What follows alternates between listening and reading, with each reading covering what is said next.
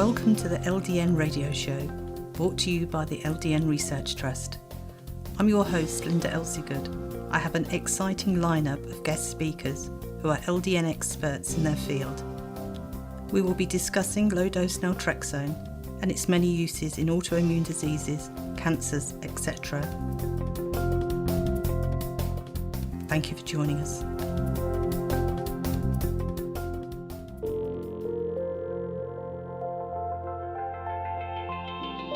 This show is sponsored by Dixon's Chemist, who are the experts in LDN and associated treatments in the UK. Dixon's Chemist are the most cost-effective for LDN in all forms within the UK and Europe, maintaining safety standards far in excess of what is required.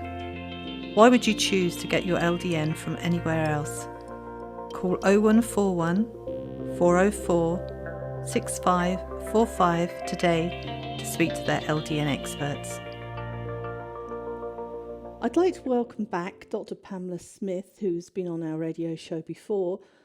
She is an amazing doctor, speaker. She travels the world lecturing. She's absolutely amazing. And she's also now one of our advisors for the LDN Research Trust. Thank you for joining us today, Pamela.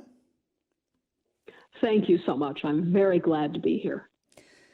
So you were a speaker at the last conference as well, and I'm hoping we will have you next time. What have you learned about LDN since the last conference? Well, it's interesting that you would ask that, because when you look at overall health, there's one key thing, no matter how old the patient is, it really has to do with inflammation. And right now, everybody in the entire world has been interested in looking at the immune system.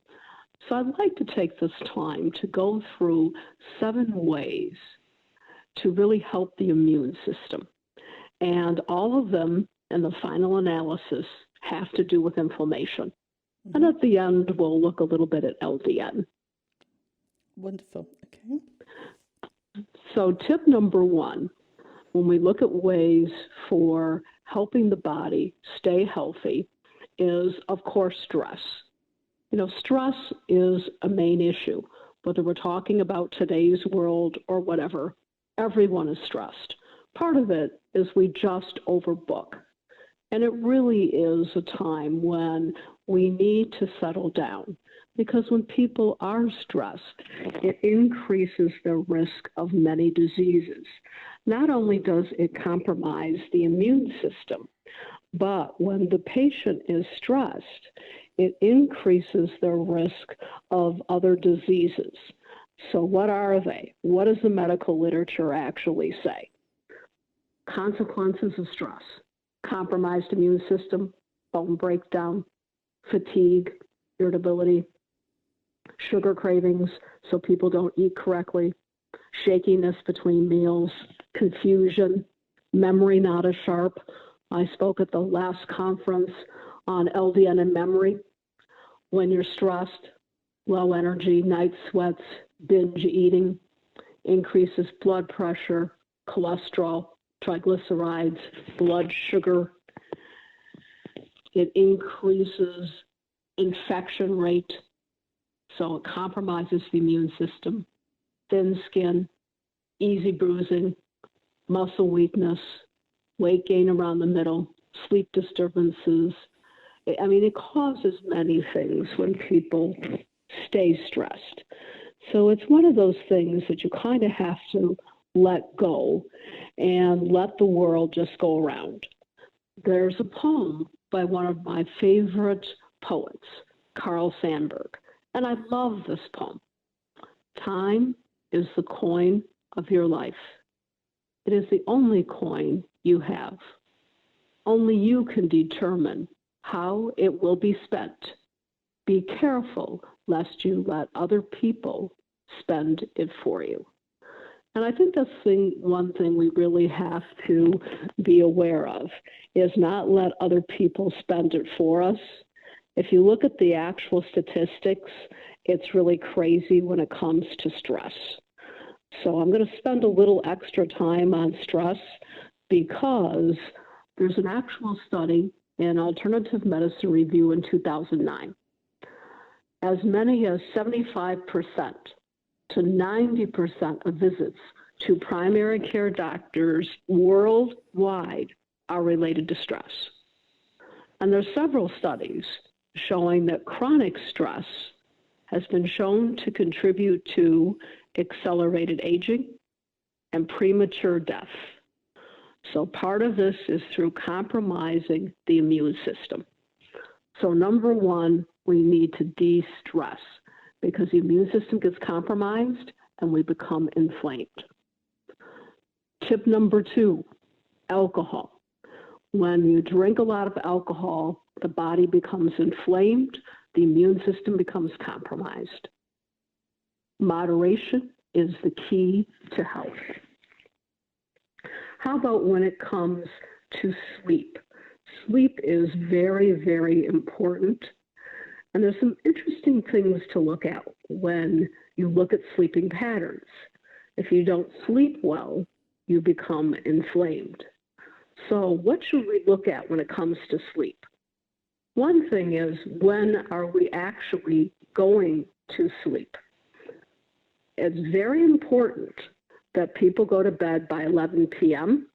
and they do not get up before 5 a.m. If they get up too early, it changes their circadian rhythm, it compromises their immune system, and it causes inflammation. So a study in the Iranian Journal of Public Health showed disturbance of the circadian rhythm and its causes increase the incidence of psychological diseases like depression, also increases the rate of cancer, cardiovascular disease, and diabetes. What is one major root cause of all those diseases besides not sleeping well? Inflammation, because it really does come down to inflammation. Of course, melatonin, the sleeping hormone, is very important. It regulates sleep, but it also builds the immune system. And if you don't have enough melatonin, you can end up inflamed. So how do people become low in melatonin? Alcohol, caffeine, electromagnetic fields, tobacco, and of course, the aging process itself. What's the next tip? Have a healthy eating program. When you eat too much sugar, then the body becomes inflamed. And the studies have shown that when people eat too much sugar, it feeds cancer cells, it affects the youthfulness of the skin, it obviously promotes tooth decay, causes weight gain, it increases the risk of bowel disease. If people have too much sugar, it can cause arthritis, lead to yeast infections, gallstone formation, heart disease, kidney stones. I mean, it's much more than I would have ever thought with sugar because it causes inflammation.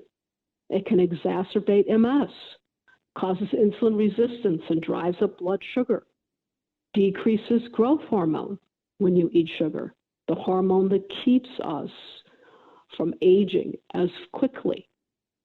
Sugar can increase blood pressure, can change the structure of proteins. It impairs the structure of DNA. It affects eyesight, can cause cataracts, free radical production, fatty liver. I mean, I could go on all day. What sugar does? It increases fluid retention, causes constipation. It decreases tendon function and repair. It negatively affects memory. It can cause depression. It really changes the fermentation of the gut. It causes platelet adhesiveness, and there's a lot of hidden sugars. People don't think about it, but ketchup is 1/2 sugar. A lot of luncheon meats have sugar. Breading usually contains sugar. Salad dressings contain sugar.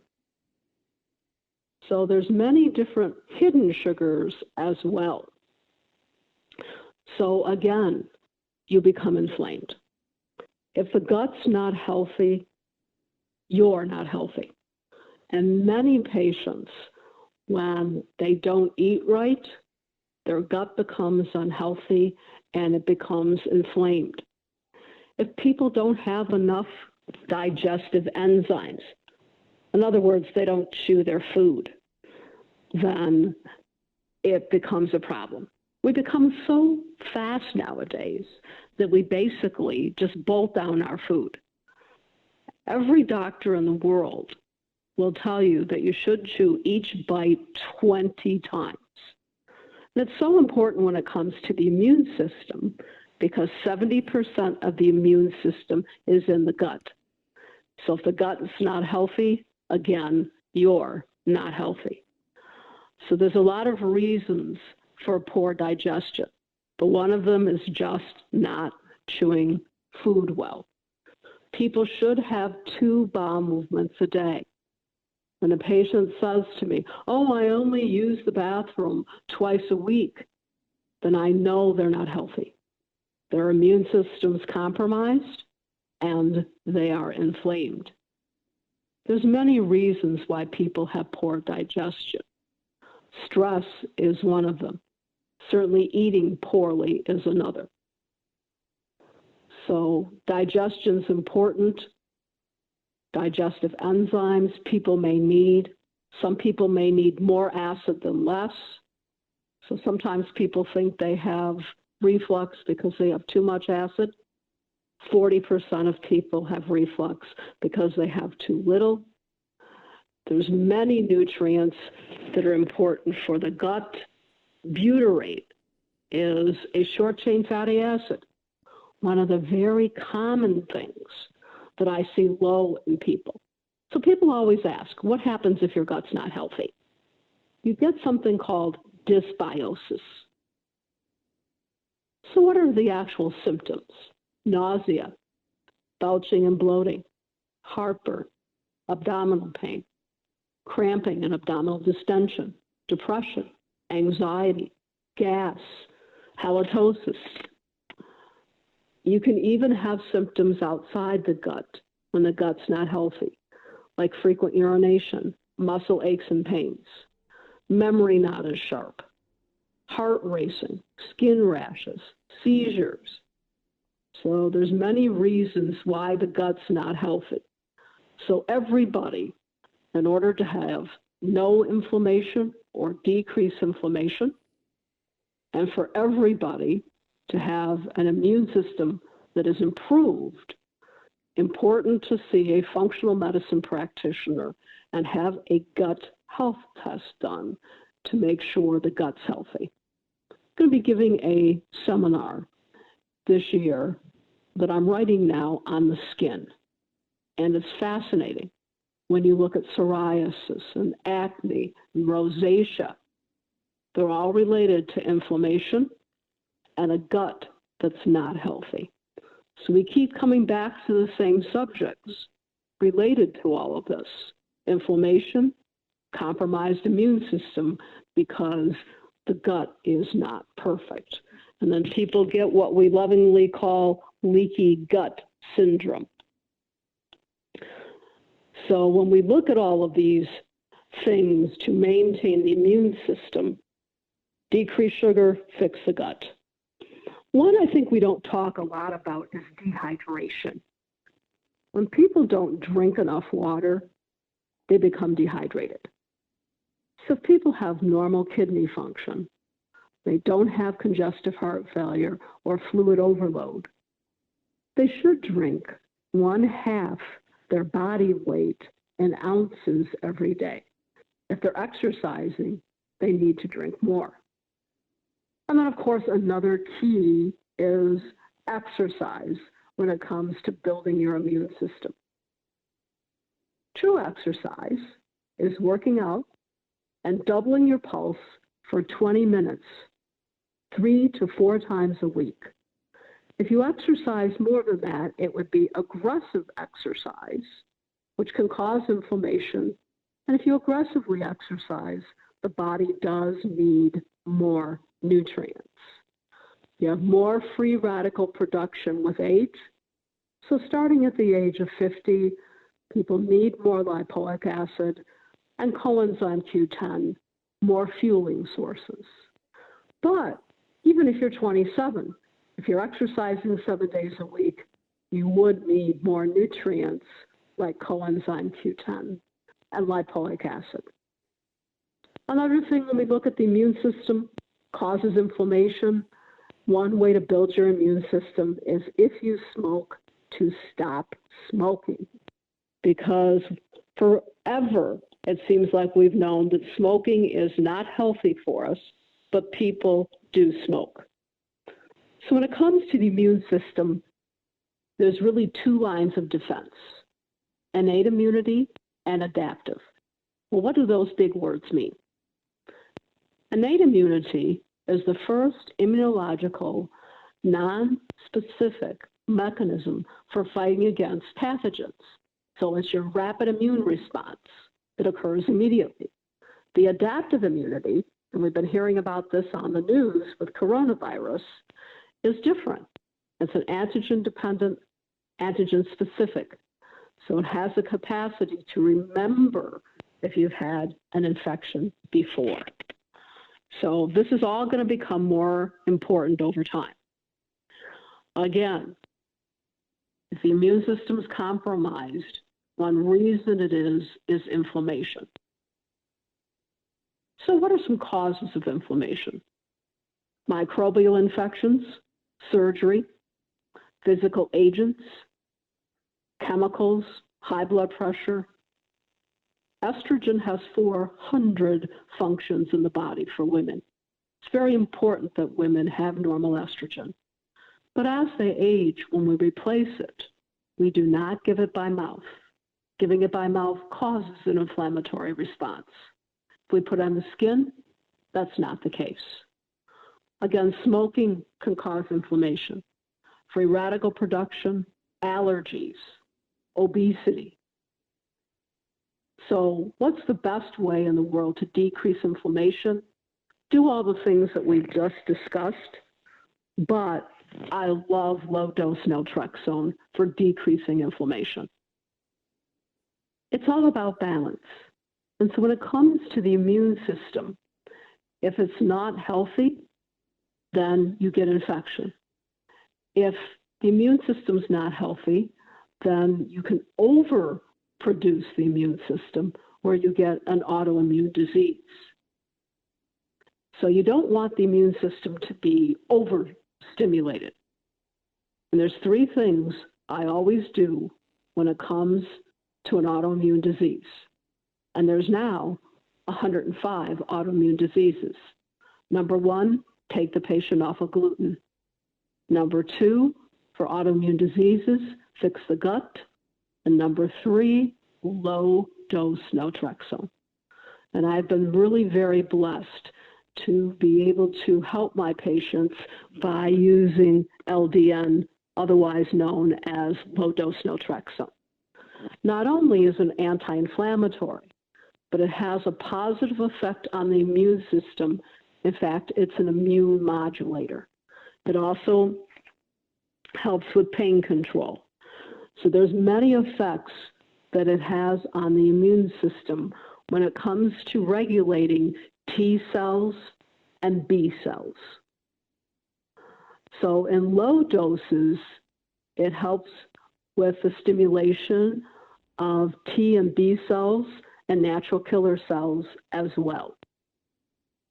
So low dose naltrexone has many actions. It increases the enhancement of the immune function. It's anti-inflammatory.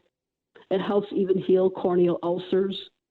Studies have shown that it helps with Crohn's disease, and it downregulates Th17. So it has a lot of great functions. Low dose naltrexone, if it's given by mouth, the dose should be ramped up. In other words, you start with a lower dose and you increase it. So if it's given by mouth, the most common way is 1.5 milligram capsule at nighttime for 7 days.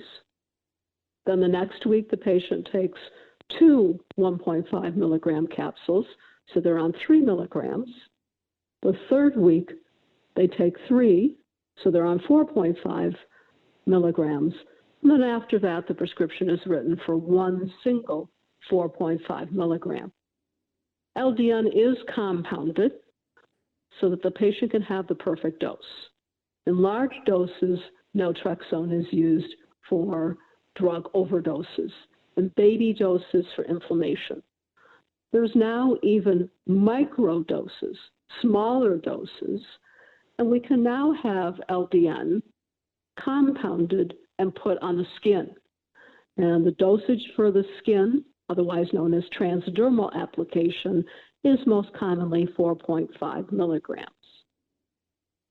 Now, this sounds like the panacea for everything, right? It is important when we talk about things like low-dose naltrexone that we do look at potential side effects. So potential long-term side effects, possible liver and kidney toxicity. Some people may build up a tolerance to it. Haven't really seen it yet, but that can happen to any drug. There are counterindications. You can't take LTN if you have ingested a lot of alcohol or if you've had recurrent or current opioid use, because you'll get a reaction. If you have acute hepatitis or liver failure, then LDN is not for you. But everything we've talked about so far today builds the immune system, decreases inflammation, and LDN does both of those things with one drug. So it does balance the system. We can use it to build the immune system. We can also use LDN if the immune system is overstimulated with an autoimmune disease. I love LDN. Wow, that was fantastic. And of course, everybody, like you say, is talking about inflammation. And sugar is similar to gluten. If you actually are buying food, if you look on the labels, on tins or packets or whatever it may be, 9 times out of 10, there's gluten and there's also sugar, isn't there? There is. It's amazing. It gets hidden away in the package. So I actually take out my reading glasses and read the packages in the store. Mm-hmm. Yes. I mean, when I went gluten-free, it was so difficult. It took me so long because I was reading absolutely everything. And the only sure way of making sure you don't have any gluten or sugar is by buying, fresh meat, vegetables and cooking it yourself and being careful with, as you said, dressings have sugar in, it's making things yourself or really, really being very, very careful. But you learn after a while what it is you can buy and what you can't. So it's not horrendous every time you shop, is it? It's not. It's really not. It's like I have a reaction to shellfish. I can't eat lobster, shrimp, etc., because I will start getting short of breath. I can get a rash, and I can actually die if I eat shellfish. At first, it was really hard when I looked at shellfish. Now, after 10 years, it doesn't faze me in the least. And the same thing happens with gluten. Once you get used to not having it in the system, it's not a problem. Well, for me, I used to have to take an anti-acid medication at night. It was awful. I used to have such acid reflux. But going gluten-free, that just went, and I don't have to take the medication, and it's fine. And if I eat out and I will say, I can't have anything with gluten in, and they'll come back and say, no, there's no gluten in it. And I know about 2:00 in the morning, if there was any gluten in that food, the pain and the upset is terrible. So much so, I can look at foods that other people are eating. If it's not a gluten-free lasagna, or I don't like fatty, sugary foods, but let's say a donut or something, if it was fresh and it smelled nice, it doesn't tempt me because I know that I will pay the price and it's just not worth it. And it Well, I agree it's not. So on my birthday every year, I do eat a donut. But every year I say the same thing to myself. Why did I do that? Because I don't feel that good the next day. yeah, it's easier when you do react, isn't it? Because it's just like, no, just no, I don't want it, thank you. And it's easy to say no. But the sugar thing is really hard, especially when you're gluten-free, dairy-free and sugar-free. When you eliminate those three things out of your diet, it's difficult.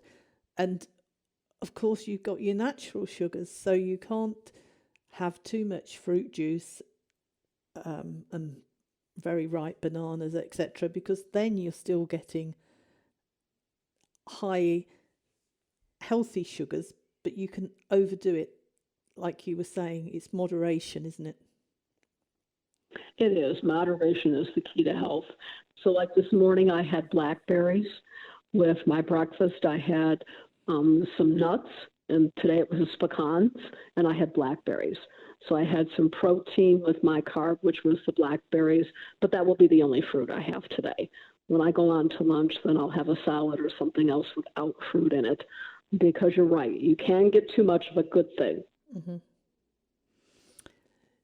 So when you tell your patients when they come to you and obviously have gut issues, how do you go about tackling a patient who doesn't have regular bowel movements, who has got the bloating and the gas and pains? What's the first steps you take? Well, a lot of it depends on really how bad the symptoms are and how much the patient is willing to do. The best scenario, of course, is to do a gut health test where we can actually measure and then scientifically be able to determine, do they need digestive enzymes? Do they need probiotics? I think everybody needs probiotics, but we can actually prove that. Do they have an infection? Are they low in short-chain fatty acids, et cetera? And now there's newer testing on where we can do genomic testing. We can actually determine, looking at the genomes, what particular probiotic is best for you. So every year more comes out about the gut. I love talking about hormones. It's one of my very favorite things to discuss. But if you ask me, is it more important to have a healthy gut or more important to be hormonally sound? I'll tell you, I don't know. Interesting, though, when you look at a gut that's not healthy, you have inflammation. Believe it or not, when you look at hormones, people may not realize that estrogen deficiency in patients causes inflammation. Testosterone deficiency in men causes inflammation. Low DHEA, which makes estrogen and testosterone, causes inflammation. Cortisol, as we mentioned, the stress hormone, if it's not normal, causes inflammation. Melatonin, thyroid, all of these have an inflammatory component if people are not hormonally balanced. So both of those things are key for the patient to be healthy and to stay healthy. Mm-hmm. Well, having mentioned all of that, it would make it seem as though 9 out of 10 people at least will have high levels of inflammation of some kind or another with the way in which we live these days. Mm-hmm. Absolutely. And that's the reason why I do use LDN so much in my practice. And I love teaching about it when I teach, because I do use LDN for all of my patients that have an autoimmune disease. When people have gained weight, it's inflammatory, so I use it for weight loss. All forms of memory loss are inflammatory in nature, Alzheimer's or not. So to prevent memory loss, treat memory loss, LDN is a great resource, and for many other things as well. Mm-hmm. It always reminds me of, living,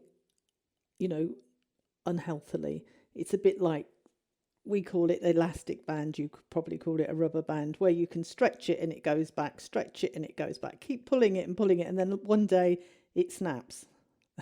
And that seems to be what happens with health. You know, you can keep abusing your body for a while, and then one day you pay the penalty. Well, you do. You absolutely do. So when you ask me, are there 3 things that every patient in the world should be on? Yes, there are. Probiotics, a multivitamin, both are key, and omega-3 fatty acids, otherwise known as fish oil, because it's anti-inflammatory. Mm-hmm. But because so many people are inflamed now, we do need to add prescription low-dose naltrexone to many of these patients to maintain optimal health. Well, we've actually run out of time, and it was wonderful listening to you. You always have so much good advice, and we'll have to have you back again. I would love to, and I really do appreciate the invitation. Low-dose naltrexone decreases inflammation. We want people to be healthy, both from the immune system viewpoint and have the right amount of inflammation. Remember, a small amount of inflammation heals. So if you fall down and you sprain your ankle, it becomes inflamed. It sets up a healing process. Too much inflammation is pathologic. Thank you so much for the opportunity today to be able to speak on low-dose naltrexone. Well, thank you very much for having joined us.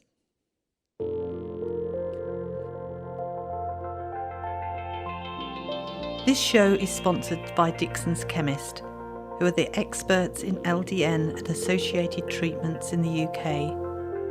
Dixon's Chemist are the most cost-effective for LDN in all forms within the UK and Europe, maintaining safety standards far in excess of what is required. Why would you choose to get your LDN from anywhere else?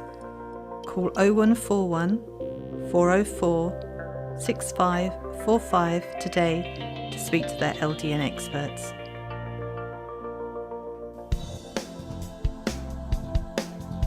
Any questions or comments you may have, please email me, Linda, Linda, at ldnrt.org. I look forward to hearing from you. Thank you for joining us today. We really appreciated your company. Until next time, stay safe and keep well.